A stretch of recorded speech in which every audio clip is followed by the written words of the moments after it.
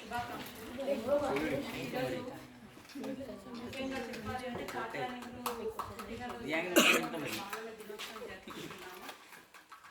ఒక తోట లోపల అందమైన పువ్వులన్నీ కలిస్తే ఆ తోట అందాన్ని ఎట్లా పెంచుతాయో ఇవాళ మీరు రంగురంగుల డ్రెస్సులతో వచ్చి కూడా ఈ పాఠశాల అందాన్ని పెంచారు.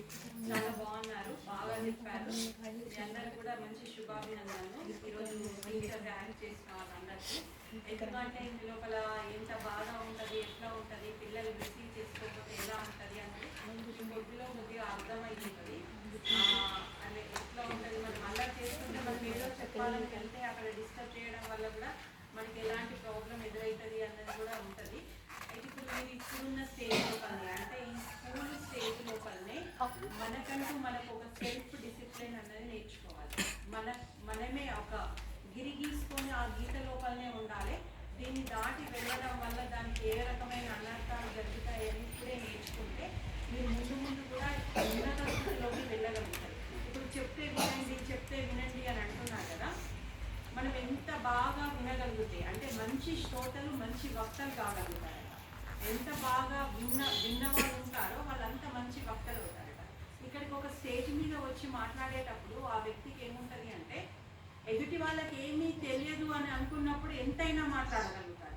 అలా ఎప్పుడు వస్తుంది అది అంటే మనం అన్ని విషయాల మీద మనకు అవగాహన కానీ ఆ సబ్జెక్ట్ మీద పంచు కానీ ఉన్నప్పుడు మనం ఏదైనా మాట్లాడగలుగుతాం. మనకి ఏది రాదు అన్నప్పుడు అయ్యో నేను చెప్పలేను, నాకు ఏది రాదు అన్నప్పుడే మాట్లాడడానికి మనం భయపడతాం. కాబట్టి వినడం అనేది ముందు నేర్చుకోవాలి. అంటే మంచి శ్రోత మంచి వక్త కాగలుగుతాడు. మళ్ళీ ఒకటి మనకంటూ ఒక లక్ష్యం అనేది తప్పకుండా ఉండాలి. ఆ లక్ష్యం అనేది లేకపోతే మనిషి జీవితం వ్యర్థం.